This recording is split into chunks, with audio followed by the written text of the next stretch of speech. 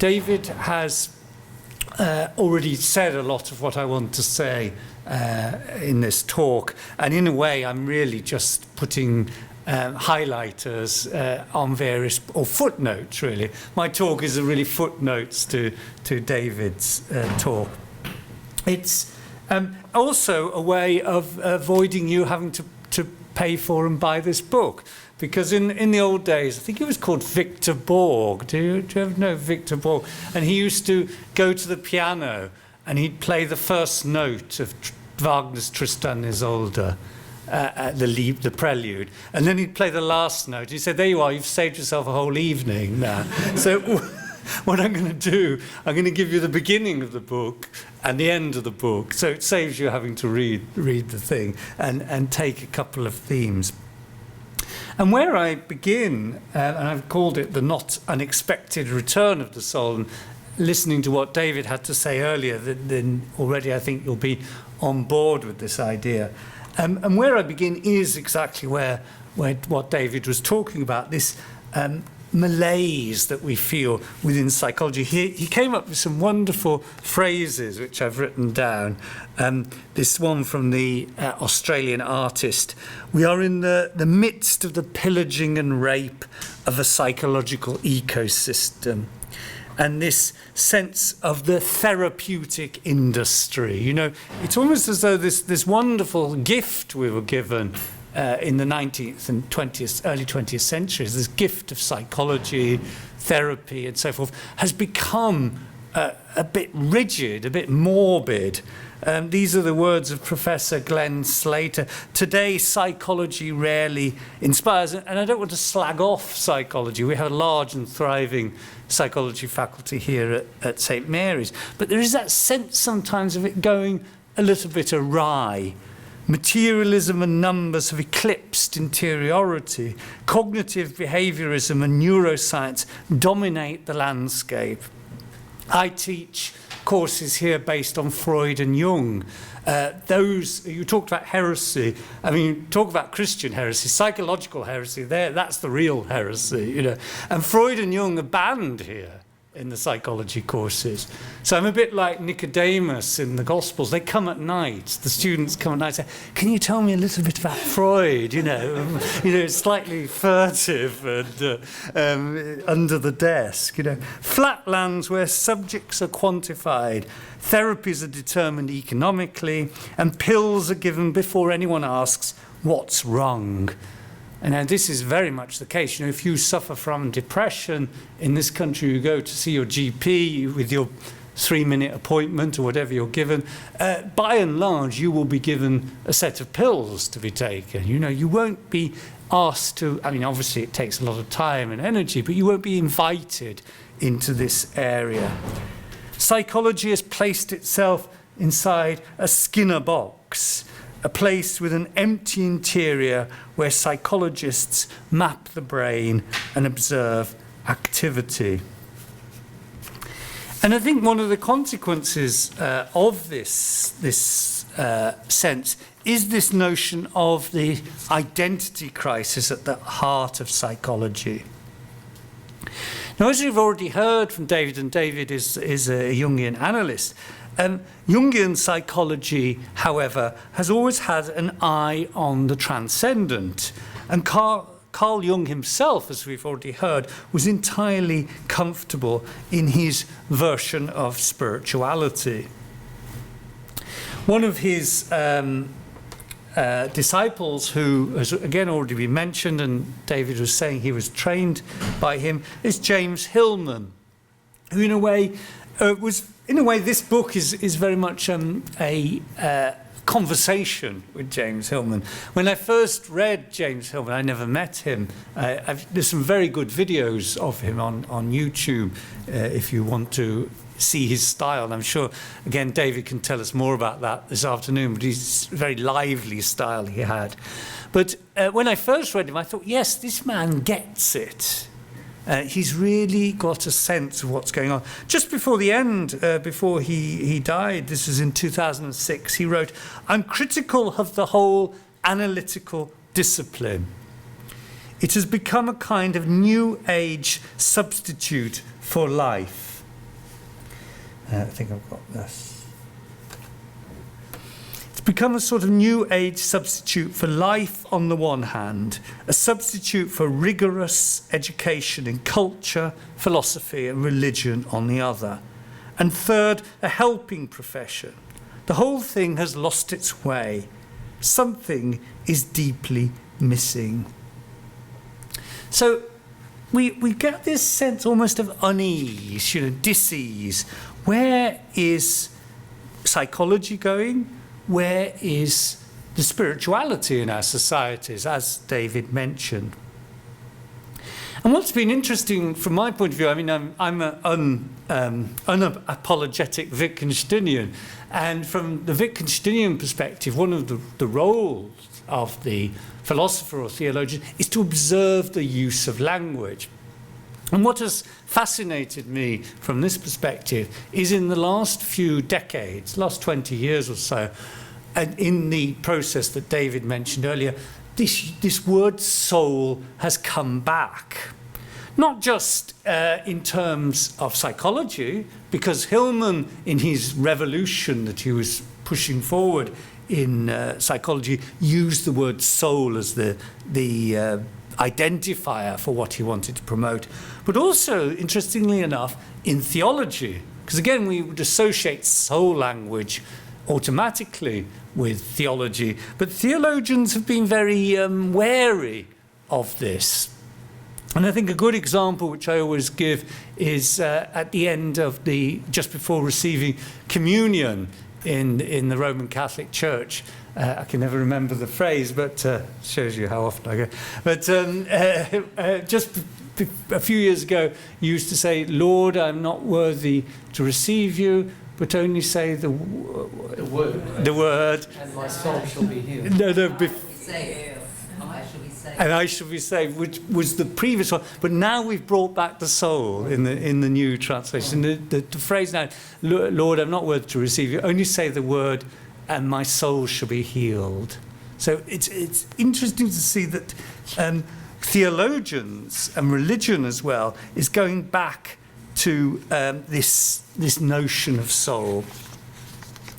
And what I wanted to do in the book is just, as David said, explore some of the etymology of the term, where it comes from, where it is now, and perhaps where it's going, and give some suggestions, if you like, of the complications. And I think a good way of opening that box is to look at someone like Augustine. I must admit, when I started out writing and researching the book, I thought I was a bit wary about reading Augustine. We have this sense of Augustine as this terribly conflicted young man who imposed on us this notion of original sin, and so on and so forth. So I approached him gingerly, to say the least. I did actually end up find myself rather enjoying him, much to my surprise. And what I noticed in Augustine is that he is a fascinating figure in that he holds together so many strands that are in the air and the origins of Christianity.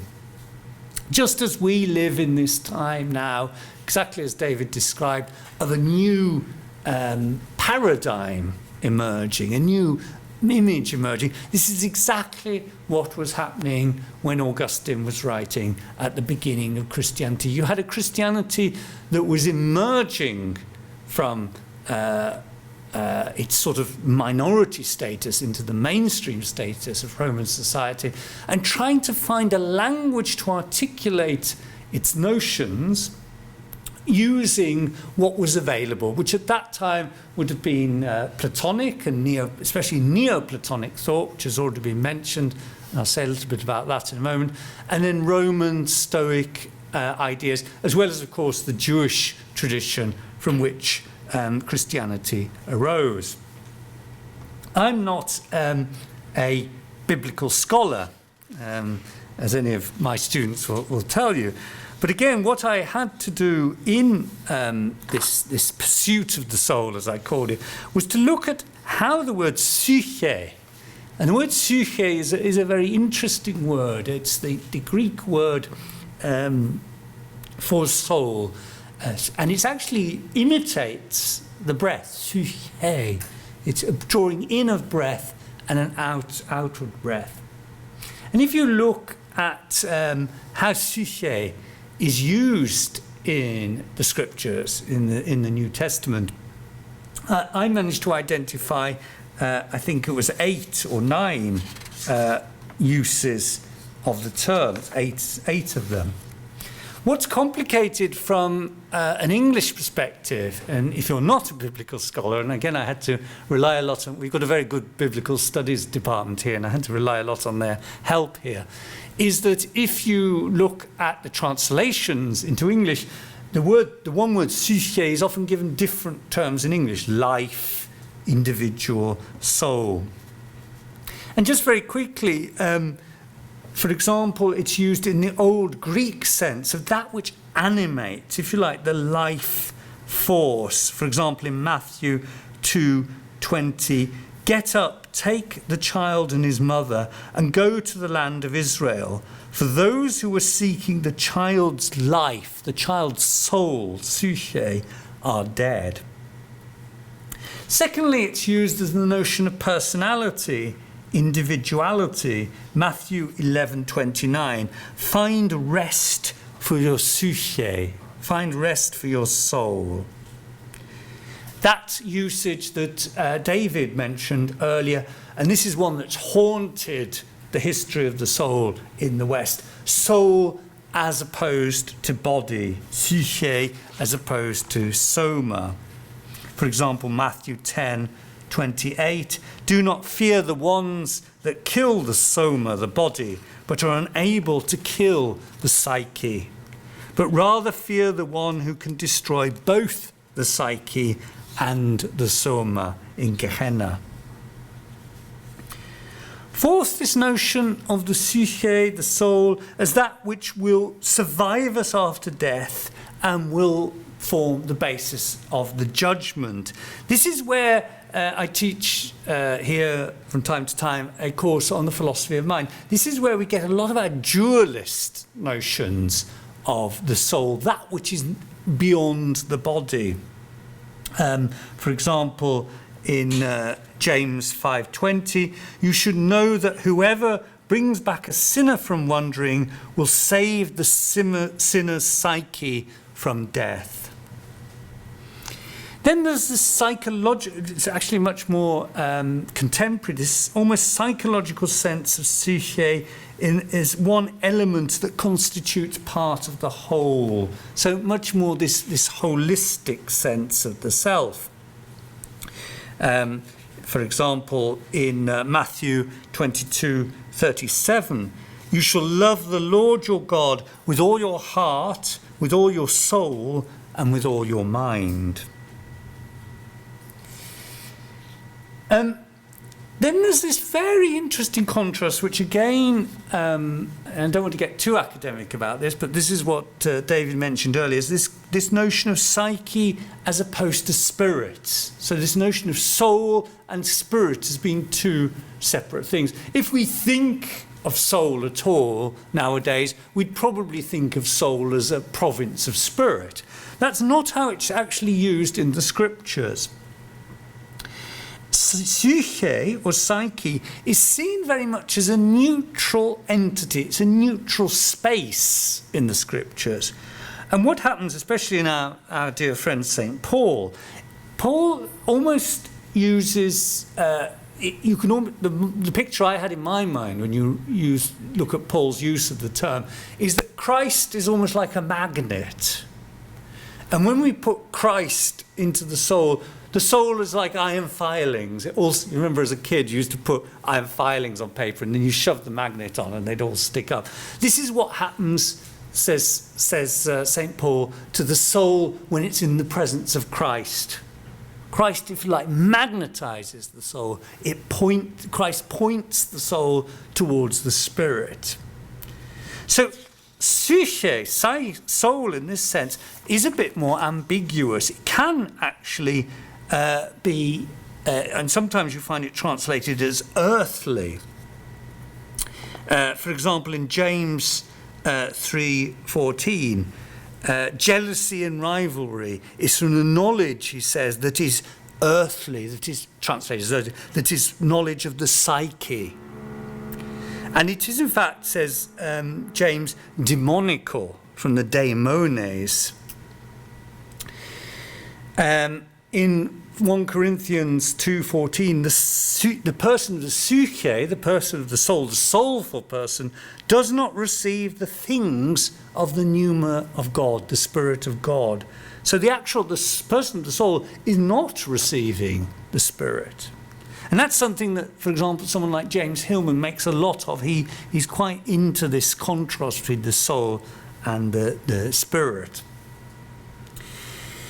And we should not seek, the scriptures say, we should not seek the soul in itself, therefore, separate from Christ. Those who try to make their soul, their psyche, secure will lose it, says Christ in Luke 7:13. And those who lose their psyche, their soul, will keep it. So early Christians such as Augustine, faced with the scriptures, had quite a sort of confusing notion of soul. Again, this is something I wanted to bring out in the book, that for these early Christians, soul is not cut and dried. Also, the interesting thing pursuing the research was that the church, we can say what we like about the church, but the church in its wisdom has actually made very few pronouncements on the soul. They're very few and far between. The church, as far as I can see, has always stepped a little bit aside of the debate. It gives nudges and hints. And so if, for example, we turn to someone like Augustine, we find him saying things like this. This is on the commentary on Genesis. It was in the very factor in which he surpasses non-rational animate beings that man or woman was made in God's image.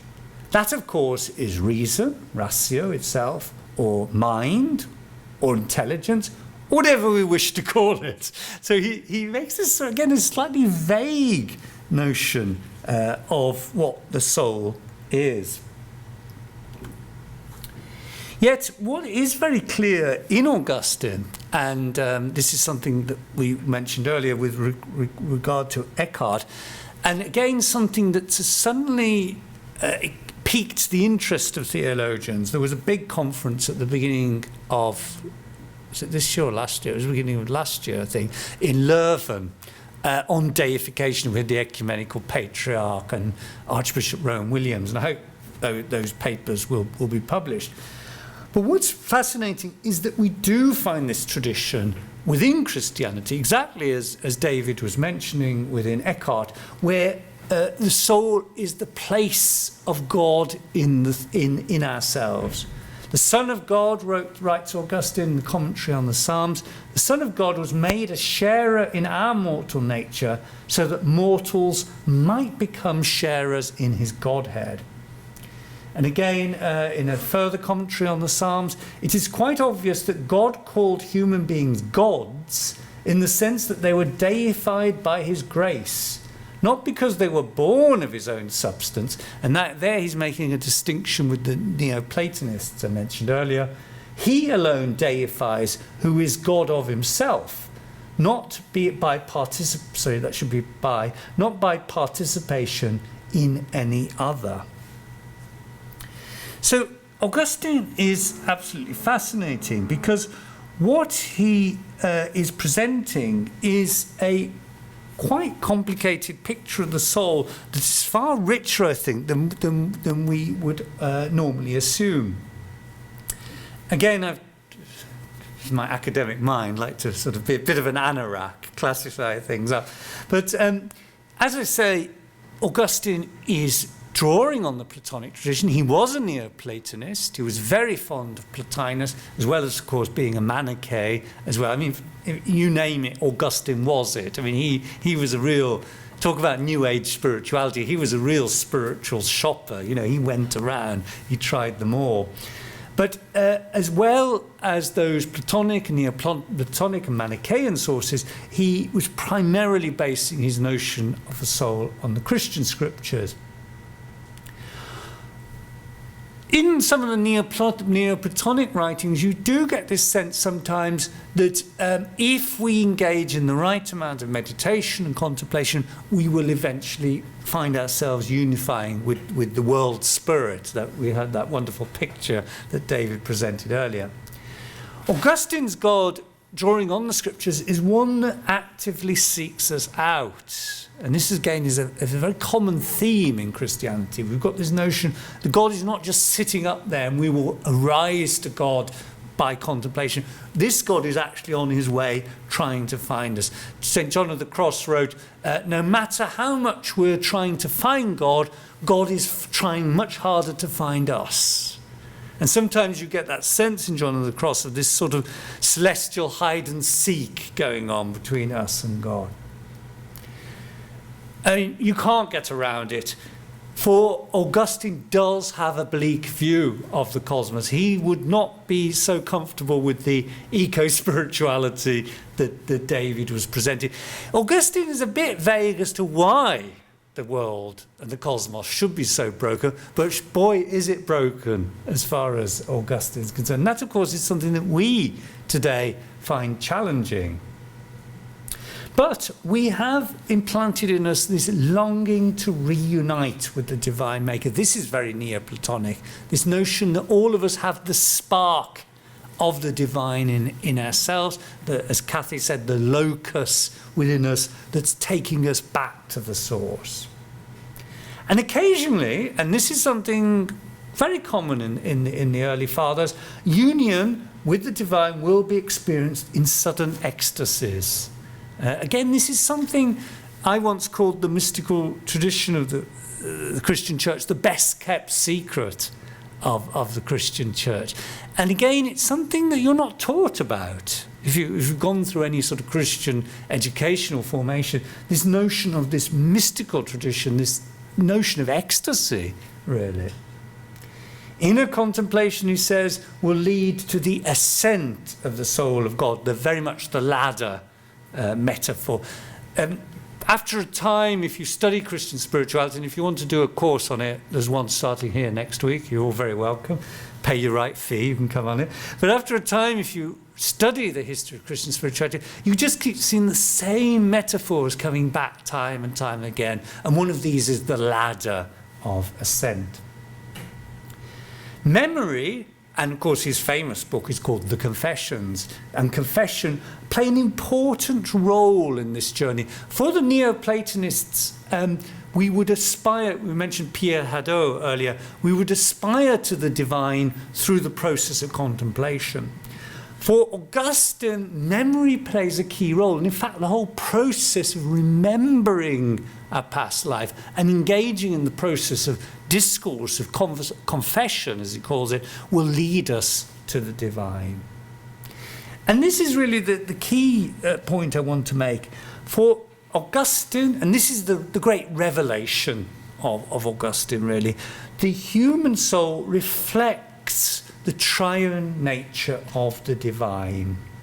This is absolutely essential. And I think this is what sets the Christian tradition apart from someone like Hillman and his contemporary analytical psychological approaches. I want to say a little bit more about that. The role of the Trinity in the self, and Christ as the divine mediator to the soul. Because, of course, Christ, according to Augustine, is both divine and human. Going back to Hillman, just keep that on hold, what Augustine has to say there. Hillman, as I said earlier, has this great complaint about psychology becoming a specialism. And he writes, the psyche is set forth in an academic textbook. When the psyche is set forth in an academic textbook, the soul disappears. When the soul is taken over by the university, like here, in the secular spirit of enlightenment, it loses all actuality, all substance, and all relevance for life. Thus, academic psychology has been a psychology without soul from the beginning. For him, as I said, the terms psyche and soul can be used interchangeably. There is a tendency to escape the ambiguity of the word soul, this is his words, by recourse to the more biological, more modern psyche. Psyche is used more as a natural concomitant to physical life, perhaps reducible to it. Soul, on the other hand, has metaphysical and romantic overtones. It shares frontiers with religion, exactly as David was saying earlier, that it's our, if you like, our perspective on the, what I would call the transcendental. And he writes, by soul I mean, first of all, a perspective rather than a substance. This is vital. Wittgenstein again wrote, wir sind verhext von unserer Sprache. We are bewitched by our language. Our language, our way of thinking, is orientated towards the world of objects, the world of cups, chairs, desks, trees. The moment we use that language and reflect it inward to the world of metaphysics or philosophy or spirituality, it falls apart. It literally crumbles in front of our hands. And we can often think of the soul as a thing, an entity, as I say in the book, a small furry beast that we're trying to find. And that, I think, is completely categorically wrong. Soul is a perspective rather than a substance. This is Hillman again. A viewpoint towards things rather than a thing in itself. And in this respect, I think Hillman is spot on in what he's saying here. This perspective is reflective. It mediates events and makes differences between ourselves and everything that happens. Between us and events, between the doer and the deed, there is a reflective moment. And soul-making means differentiating this middle ground. Now, as I said earlier, I've drawn a lot, and I've got a lot from Hillman. But I also learned to distrust Hillman as I read more. And I found an extremely good critique of Hillman by someone called David Tacey, who's sitting here. And for example, this is what David Tacey wrote in 1998. While Hillman criticises Jung for being a dualist, it is James Hillman who, in The Last Analyst, is the ultimate dualist, because he can never reconcile inner and outer, psyche and society, ego and underworld, therapy and activism. Hillman's inability to grasp paradox leads to the disastrous outbreak of overt contradiction. And what I find, I could read you all the passages, but we haven't got time now. What I find opening up in Hillman, and this is how I might be wrong, Dave, but this is how I interpreted your critique of Hillman.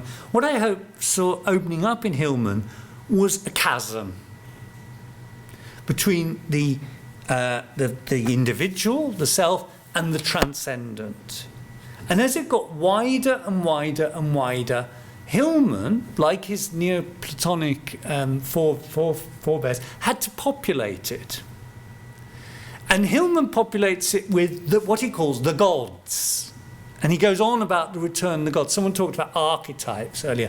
For him, it's always a bit odd with Hillman. Of course, Hillman is a scholar of James Joyce and into all that sort of metacritical analysis.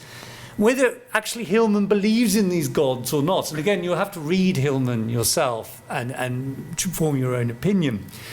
But what I find interesting is Hillman is he's actually moving into this Neoplatonic place where you've got the individual and then the transcendent, and then there's nothing in between. So you have to populate it with entities, as indeed the Neoplatonists did. There were all these, and again you saw that beautifully portrayed in that picture earlier, all these entities between us and the transcendent. Now, coming back to Augustine, and when I reflected on this, I felt that Augustine had actually nailed this one. Because when he said that in ourselves we reflect Christ, we reflect the Trinity, we hold in the soul the transcendent and the immanent. So by saying the soul is made in the image of Christ, in the image of the Trinity, we are holding both the transcendent and the immanent together. And for me, that seemed a far more satisfactory way of understanding the soul than this sort of Hillman-esque Neoplatonism. So in conclusion then, just to finish off with, and this is how I finish the book off, I see, if you ask me what is soul now, I would say that soul has 5 elements. And the first, as we've already heard, beautifully shown by David this morning, is it's a perspective. It's a way of seeing. Hillman again writes, by soul I mean first of all the perspective rather than the substance. We've already had this quote before. A viewpoint towards things rather than the thing itself. The science fantasy with its reliance upon objectivity, technology, verification, measurement and progress, in short its necessary literalism, is less a means for examining the psyche than for examining science. So soul language, the soul perspective, changes our perspective on the world we see. We move, if you like, from the Cartesian objective subjective dualism into something that is much closer to what was described by David, this immersion into the divinity in the world. Secondly, it's a path of unknowing. It is not the place of the mind. We live in a cognitive world. From a very early age now, we take our children and we have to develop the cognitive functions, the IQ. And then you'll pass so many exams, and then you'll go to this college, and then to this school, and then to this university, etc., etc., etc. We live very much in the head. And I think the path, if you like, of the soul is moving out of the head. Now, the mystical tradition, the Christian tradition, has always known this. It's traditionally associated with Dionysius the Areopagite, the negative way. But if you look at someone like Wilfred Bion, the English object relations writer, he uses this in his practice. He writes, when we are in the office with a patient, we have to dare to rest. It is difficult to see what is at all frightening about that, but it is. It is difficult to remain quiet and let the patient have a chance to say whatever he or she has to say. It is frightening for the patient, and the patient hates it. We are under constant pressure to say something, to admit that we are doctors or psychoanalysts or social workers, to supply some box into which we can be put complete with a label. By the way, I had some labels for everyone at the beginning, and people delightfully declined them, so I'm very pleased that you refused to accept the labels I was going to give on you. But this is a frightening move. You know, it's a mindless activity. Soul work is moving out of the mind.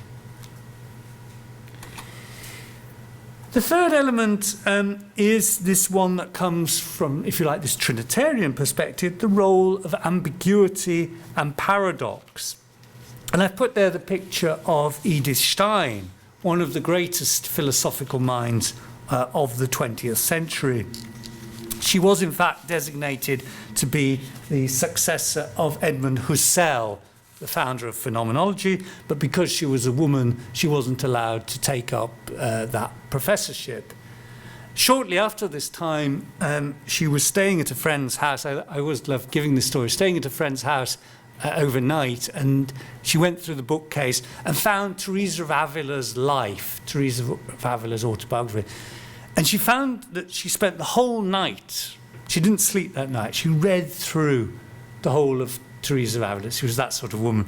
Read through the whole of Teresa of Avila's autobiography. And next morning she came down to breakfast with her friends and said, "This is the truth. This is the truth. This woman's got it." She then went on, she gave up her philosophical work, she moved into theology, and she developed some very, very interesting ideas of the soul. very Augustinian, but also bringing in this new phenomenological sense, and more or less ending up where Augustine Augustine saw the soul as reflecting the Trinity in the personality. She also ended up, as most of us know, in Auschwitz. She was killed there as a Jew in 1942. The fourth element is, again, something mentioned and so beautifully better illustrated by David than by me, by his wonderful PowerPoint, was the role of the symbolic, the creative, and the artistic, something that's again been mentioned by some of you. Hillman again writes, psychological faith begins in the love of images, and it flows mainly through the shapes of persons in reveries, fantasies, reflections, and imaginations. The ego's trust is in the imagination as the only uncontrovertible reality, directly presented, immediately felt. This is, I'm just doing some work at the moment on the French priest Abhishektananda, Henri Le Sceau, who dialogued with Hinduism. And this is a quote I found in his journals recently. Art is also a way of access to the mystery. And perhaps in poetry, painting, music, it reveals him, the mystery of Christ, better than any technical formula. And the final one, which again was mentioned by David earlier, is the importance of the relational and the libidinal. I've just shown that picture because I just like that picture. It's one of my favourites by one of the Viennese Werkstätte artists of the end of the Second Empire in Vienna. So I think what this all presents us with is what I would call a third space. The soul, again, we saw it neatly in David's diagram earlier. The place of the soul transcends, if you like, the narrow reductionism that we find a lot of psychology in today, as well as this over-transcendentalization, this over-spiritualization of the self. And I think the language, as we have been doing today, the language and the realm of the soul, and hopefully we shall see this in Tim's video this afternoon, that when you introduce the word soul, it opens up a door, it opens up a space that enables psychology and the self to reinvest its efforts, which is neither based on physical or empirical concerns or the metaphysics of pure spirit. And I think the symbolic soul work will therefore rely on relationship, the creative, artistic, and the perspective of the embodied self.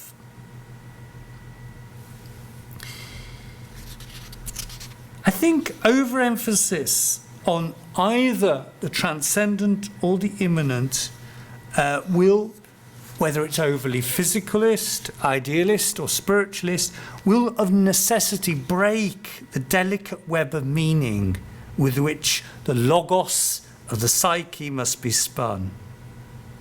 Therefore, I think in contemporary terms, the word soul is a call to hold together theology and psychology in their shared pursuit of the divine. Thank you very much.